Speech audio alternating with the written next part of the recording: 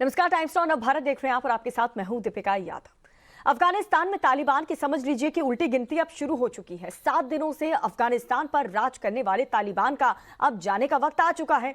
वहां की जनता ने तालिबान के खिलाफ विद्रोह शुरू कर दिया है। दरअसल वहां हाथों में अफगान झंडा लिए लोग सड़क पर प्रदर्शन कर रहे हैं, विरोध कर रहे हैं। जगह जगह तालिबान के झंडे को उतारकर अफगानिस्तान का झंडा एक बार फिर से लहराया जा रहा है। लोगों के दिलों से तालिबान का जो डर है, जो खौफ है, वो अब पूरी तरह से निकल चुका है।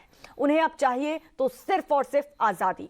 आजादी तालिबान की क्रूरता से, बर्बरता से, आजादी तालिबान के बनाए कानून से, आजादी यहां पर औरतों पर जुल्म करने वाले तालिबानियों से। इस रिपोर्ट को देखिए।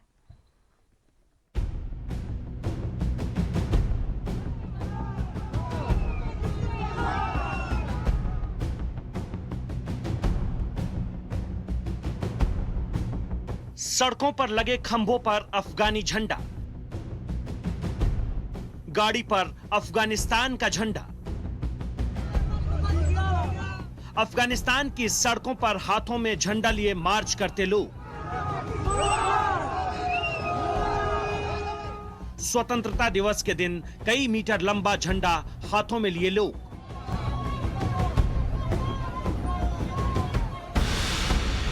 ये 4 तस्वीरें बता रही है कि किस तरह अफगानिस्तान में लोगों ने तालिबान के खिलाफ विद्रोह का झंडा बुलंद कर दिया।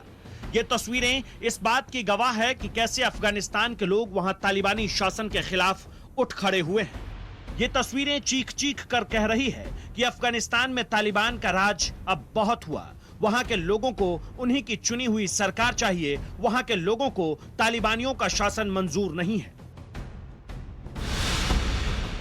तालिबानियों का राज आते ही पूरे अफगानिस्तान में चीख है, पुकार है, हाहाकार है। काबुल एयरपोर्ट पर अफरा तफरी का माहौल है। हर कोई अफगानिस्तान छोड़कर अपने वतन वापस जाने को बेकरार है, लेकिन हालात इतने खराब हैं कि लोगों को उनके घर वापस जाने का कोई जरिया नहीं मिल रहा है। We are outside the airport, Hamid Karzai International Airport. We have been here from we can say midnight, 12 o'clock. We reached here and we have no any official in contact who will allow us. We are 280 people stranded here outside and the heavy firing is going on. Our higher officials, all the authorities, MEA, the embassy, that kindly take sincere note of our request. Afghanistan में रह रहे दूसरे देश के लोग अपना वतन वापसी का रास्ता ढूंढ रहे हैं, तो अफगानिस्तान के लोग तालिबान से आजादी का। सबसे पहले काबुल से आई इस तस्वीर को देखिए।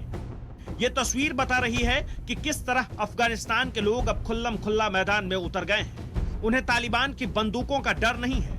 उन्हें अब इस बात की परवाह नहीं है कि तालिबान उनके साथ क्या करेगा। उन्हें चिंता है तो बस उस आजादी की जो तालिबानियों ने उनसे छीन ली है। यही वजह है कि जान जोखिम में डालकर कई मीटर ऊंचे खंभे पर चढ़ा ये शख्स अफगानिस्तान का झंडा फहरा रहा है।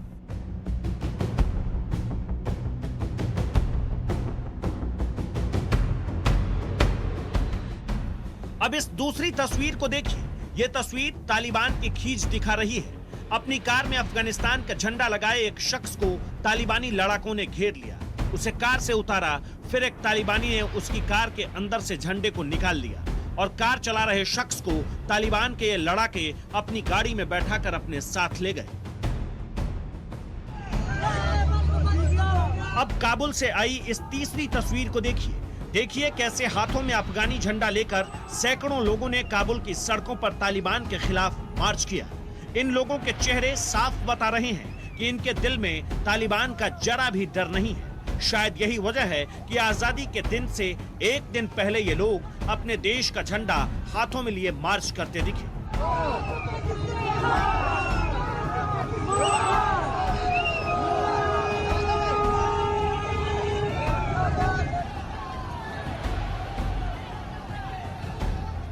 अब काबुल के आजादी के दिन की तस्वीर देखिए।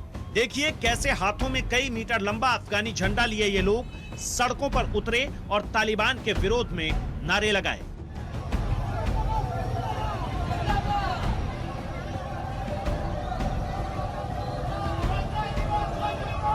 अफगानिस्तान के अलग अलग इलाकों से आई ये तस्वीरें बता रही है कि वहां तालिबानी राज के खिलाफ लोगों ने बगावत शुरू कर दी है।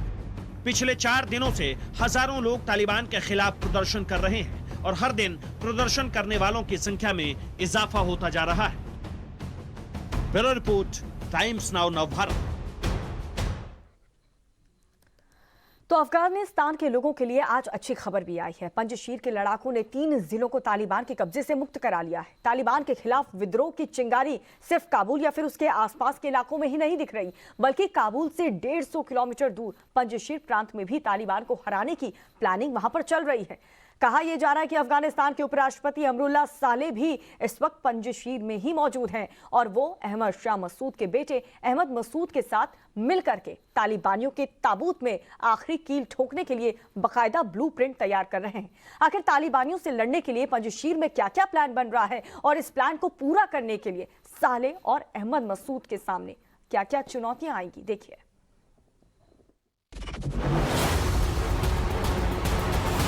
अल्हम्दुलिल्लाह, अल्लाहु अकबर।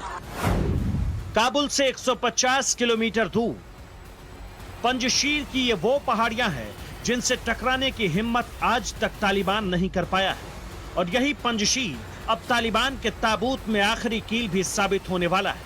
अफगानिस्तान में पंजशीर के लड़ाकों ने 3 जिलों को तालिबान के कब्जे से छुड़ा लिया। बगलान प्रांत के अंदर बोले हसर, देह, सलाह और बानो जिले पर अब तालिबान का कब्जा नहीं रहा। इन जिलों को कब्जा मुक्त कराने की तस्वीरें भी सोशल मीडिया पर वायरल हो रही है।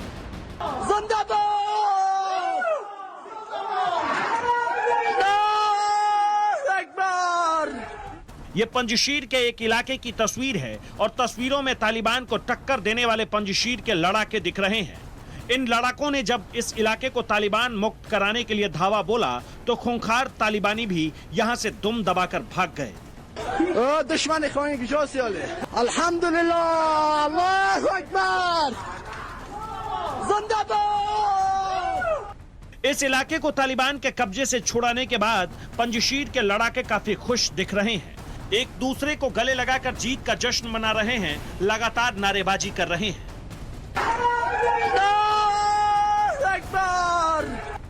अफगानिस्तान में तालिबान के कब्जे का आज 7वां दिन है, लेकिन अब उसके खिलाफ अफगानिस्तान के अंदर संघर्ष और विरोध प्रदर्शन के कई मोर्चे तैयार होने लगे हैं। अशरफ गनी सरकार में अफगानिस्तान के उपराष्ट्रपति रहे, अब खुद को अफगानिस्तान के कार्यवाहक राष्ट्रपति घोषित कर चुके अमरुल्लाह सालेह पहले ही तालिबान की खिलाफत का ऐलान कर चुके हैं। खबर है कि सालेह पंजशीर में ही रहकर तालिबान के खिलाफ पूरी रणनीति तैयार करने में जुटे हैं। तो इधर अहमद शाह मसूद के बेटे अहमद मसूद ने भी तालिबान के खिलाफ मोर्चा संभाला हुआ है। प्रॉब्लम आएगी वो ये है कि पंजशीर में जो लोग हैं बैठे हुए हैं उनको सप्लाईज कहाँ से आएंगी। अगर उनको हथियार चाहिए, साजो सामान चाहिए, तेल चाहिए, ये तमाम जो चीजें चाहिए किसी भी जंग को लड़ने के लिए, वो उनके पास कहाँ से आएंगी। अभी तो हो सकता है उनके पास ये सारा के सारा साजो सामान हो, लेकिन कब तक? 3 महीने, 6 महीने, 1 साल। और अगर खित्ते के जो हालात हैं, उत्तर में जो ताजिकिस्तान और उज्बेकिस्तान की सरहद है, या रूस जो वहां पर काफी वर्चस्व रखता है, या ईरान कोई मदद नहीं करता, तो फिर सप्लाईज कहां से जाएंगी इनके पास? इनको हथियार कौन मुहैया करेगा? इनको तमाम चीजें जो इनको जरूरत पड़ेगी जंग लड़ने के लिए, वो कहां से आएंगी? अशरफ गनी के जाने के बाद अमरुल्लाह सालेह की ओर से अफगानी नेताओं से संपर्क साधा जा रहा है और तालिबान के खिलाफ जारी लड़ाई को मजबूत करने की कोशिश की जा रही है। अमरुल्लाह ने साफ किया है कि वो अपने देश के लिए लड़ते रहेंगे और तालिबान के सामने किसी भी हाल में घुटने नहीं टेकेंगे। Bureau report, Times Now Navbharat. और देखिए, जिस पंजशीर घाटी में तालिबान को हराने की बाकायदा प्लानिंग चल रही है, आखिर वो है कैसी, उसका इतिहास क्या रहा है, ये भी जरा हम आपको बताते हैं। जरा देखिए, पंजशीर घाटी काबुल के उत्तर में हिंदू कुश में स्थित है। पंजशीर 1980 में यूएसएसआर के खिलाफ प्रतिरोध का गढ़ बना और उसके बाद 1990 की अगर बात करें तो तालिबान के खिलाफ प्रतिरोध का गढ़ बन गया और इस घाटी में 1.5 लाख से ज्यादा लोग रहते हैं। यहाँ सबसे अधिक माना जाता है कि ताजिक मूल के लोग रहते हैं। अमरुल्लाह सालेह का जन्म भी पंजशीर में ही हुआ। सालेह की ट्रेनिंग भी पंजशीर घाटी में हुई है। तालिबान ने अब तक पंजशीर पर हमला नहीं किया है। तो पंजशीर अफगानिस्तान का एक ऐसा इलाका है जिस पर तालिबान कभी हमला नहीं कर पाया। पंजशीर एक ऐसा इलाका जिसके लड़ाकों ने सोवियत संघ की तोपों को मोड़ दिया था, यूएसएसआर की बंदूकों को तोड़ दिया। और वो पंजशीर आखिर है कैसा? वहां कौन कौन सी जाति के लोग रहते हैं? क्यों अफगानिस्तान में पंजशीर के लड़ाकों को सबसे अच्छा माना जाता है, सबसे बेहतर माना जाता है? उनका रहन सहन कैसा होता है, उनका खान पान कैसा होता है, उन्हें किन दिक्कतों का सामना करना पड़ता है, आपको इस रिपोर्ट में समझाते हैं।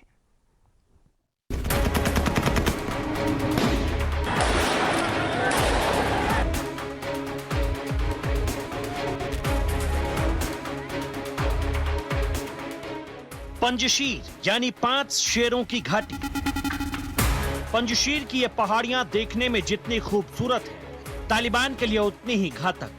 अफगानिस्तान में ये पंजशीर नॉर्दर्न अलायंस का गढ़ है। अफगानिस्तान के 34 प्रांतों में से एक यही है इलाका जहां तालिबान का कब्जा नहीं है। 70 और 80 के दशक में सोवियत ने भी कोशिश की थी, मगर पंजशीर से पार नहीं पा सके। सवाल ये कि तालिबान से लोहा लेने की ताकत पंजशीर को कहां से मिलती है और वे कौन लोग हैं जो मिलकर फिर से तालिबान को चुनौती दे सकते हैं?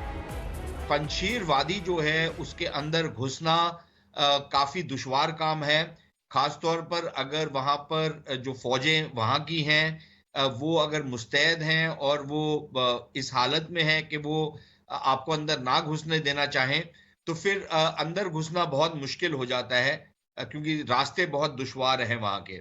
और ये सोवियत रूस के टाइम पर भी वो नहीं आ पाए थे पंजशीर के अंदर। और पिछली बारी भी जो तालिबान थे 9/11 के इंसिडेंट से पहले उन्होंने बाकी तो सारे अफगानिस्तान के ऊपर कब्जा कर लिया था, एक पंजशीर की वादी जो है वही उनके कब्जे में नहीं आई थी।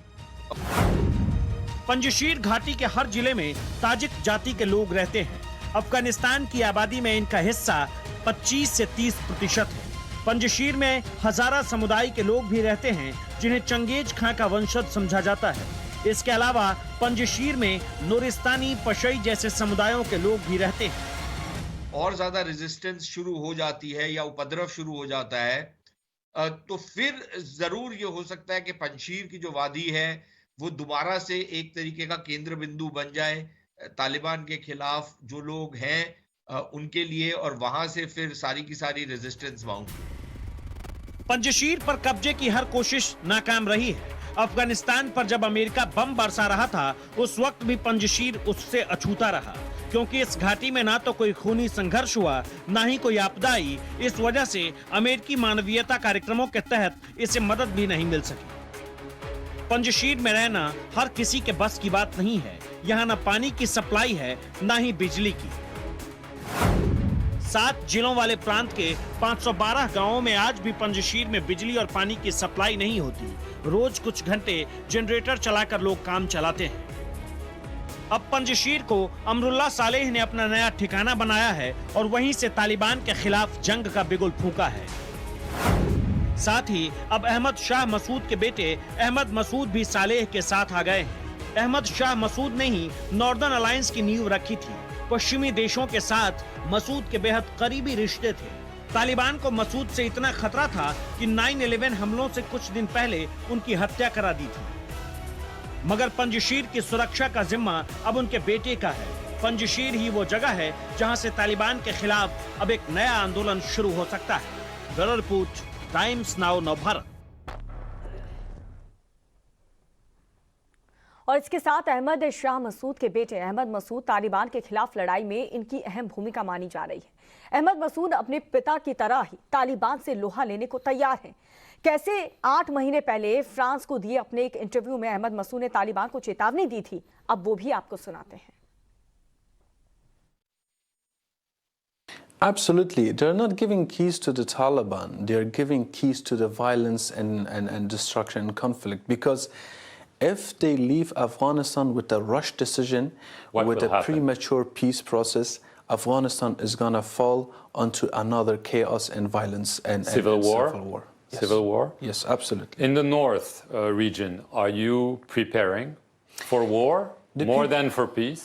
The people are preparing for both scenarios. We are very hopeful. We are going to do everything we can regarding the peace process and to bring the lasting peace in Afghanistan. And the peace in the eyes of the people of Afghanistan means, and it has a definition, and it means something. And we sacrificed so much. We both did. The strategic partners of Afghanistan, the international community, alongside the Afghans, we lost so many people, and it means something for us. But at the same time, if the peace, which unfortunately in the past experience that we had with the other side, it was always used just to fuel the war machine. If once again this peace process and this peace opportunity has been used for such reasons, then the people are ready to pick up arms to defend themselves one more time. तो अहमद शाह मसूद के बेटे अहमद मसूद ने पश्चिमी देशों से मदद मांगी है और अपने एक लेख में उन्होंने क्या लिखा वो भी आपको बताते हैं। मैं पंजशीर घाटी में लिख रहा हूँ। मैं अपने पिता के नक्शे कदम पर चलने के लिए तैयार हूँ। मुजाहिदीन लड़ाके एक बार फिर से तालिबान से लड़ने को तैयार हैं। हमारे पास गोला बारूद और हथियारों के भंडार हैं जिन्हें मैं अपने पिता के समय से रखता आया हूँ, जमा करता रहा हूँ, क्योंकि हम जानते थे कि ये दिन जरूर आ सकता है। तालिबान सिर्फ अफगान लोगों की समस्या नहीं है। तालिबान के नियंत्रण से अफगानिस्तान कट्टरपंथी इस्लामी आतंकवाद का मैदान बन चुका है और यहां एक बार फिर से लोकतंत्र के खिलाफ साजिश रची जाएगी। अहमद शाह मसूद के बेटे वो लिखते हैं। इसके अलावा भारत में रह रहे ऐसे कई लोग हैं जिनके अपने अफगानिस्तान में फंसे हुए हैं, अपने लोग फंसे हुए, अपना परिवार फंसा हुआ है। ऐसी ही कहानी जयपुर के रहने वाले सैयद की है। उनका कहना है कि उनके 5 बच्चे अभी भी काबुल में हैं और तालिबानियों ने उन्हें अपने कब्जे में ले रखा है। उनसे बात की है हमारे संवाददाता भंवर पुष्पेंद्र ने, जरा सुनिए। सैयद साहब, फैमिली में कितने मेंबर हैं, कहाँ रहते हैं, फिलहाल क्या हालात हैं? मेरी 5 बच्चे वो काबुल में रहने वाले हैं और हालात उधर बहुत ख़राब है और बहुत परेशानी में है वो लोग। 2 दिन से उनका फ़ोन नहीं मिला मुझे। फिर आज सुबह मैं अपने भाई को फ़ोन करके और वो गए, बोल दिए कि वहाँ का नेटवर्क थोड़ा प्रॉब्लम है, बच्चों ठीक है। और लोगों सब काबुल को छोड़ करके एयरपोर्ट में आई है। एयरपोर्ट में बिना पासपोर्ट, बिना वीज़ा, हवाई जहाज़ में सवारी होकर के जा रहे हैं हर जगह। तो फिर फायरिंग होती है तालिबों से, अमेरिकन फ़ौजियों से। हम फिल्मों में देखा था कि कोई हवाई जहाज़ के ऊपर बैठ कर के घूमती है। आज पहली बार तारीख़ में हमने देखा कि बंदा मजबूरी से फ़्लाइट के अंदर नहीं, फ़्लाइट के बाहर बैठी है और आसमान से गिर गई है। और ये हमारे लिए बहुत दुख की बात है। बहुत। अच्छा सैयद साहब, एक चीज़ बताइए, जिस तरह से आप यहाँ हिंदुस्तान में हैं, आपके मुल्क में ये सब चल रहा है, कैसा लगता है? क्योंकि बच्चे आपके दूर हैं, परिवार दूर है, बड़ा दर्द, एक टीस होती होगी अंदर ही अंदर कि परिवार शायद यहाँ होता, सुरक्षित होते, अगले पल क्या हो जाए नहीं मालूम। ये तो हमें हिंदुस्तान की सरकार से दरख्वास्त है, जो लंबी दोस्ती और अफ़गानिस्तान और हिंदुस्तान के बीच में है, उसी दोस्ती को मद्देनज़र रखे हमारी फैमिलियों को बचा दे, क्योंकि उन लोगों को बहुत मुसीबत में है और बहुत डर भी गई है। ये ठीक है कि तालिबान कहती है कि हम सबको माफ़ कर दिया, ये माफ़ कोई बात नहीं है। हर रात लोगों के घर में घुस करके उनको, लोगों को मार करके उनकी फैमिलियों के अंदर में मार देती है, बच्चों के सामने, उसकी बीवी के सामने। कुछ लोग, बहुत लोग अभी गायब है। सारे गाँवों में रात तलाशी है, घरों में दहशत है। तो वो ज़बान से बोलती है ठीक है कि हम माफ़ कर दिया, माफ़ की कोई बात नहीं है। तालिबान झूठ बोल रहा है कि वो माफ़ कर देंगे, वो अच्छे से राज करेंगे, किसी को परेशानी नहीं होगी। देखो, हमारी अफ़गानिस्तान में एक कहावत है कि आज़मूदा को आज़माना गलत बात है। तालिबान जो 20 साल पहले आए थे वो अपना इम्तिहान दे चुकी है कि वो कैसा लोग हैं, उनकी मगज़ में क्या चल रही है और उनके अफ़गार में क्या है। तो उन लोगों पे विश्वास करना अफ़गानिस्तान के लोग विश्वास नहीं कर सकती है। ये जो खेल अमेरिका और पाकिस्तान आईएसआई ये खेलती है, ये तो अलग बात है। कभी लोगों की खून पे, कभी लोगों की इज्जत के साथ खेलती है। अच्छा, महिलाएं सुरक्षित हैं वहाँ? नहीं। तो तालिबान के कब्जे के बाद इन दिनों पूरी दुनिया में अफगानिस्तान के हालात की चर्चा हो रही है। कैसे महिलाओं और बच्चों पर वहां पर जुल्म सितम हो रहा है।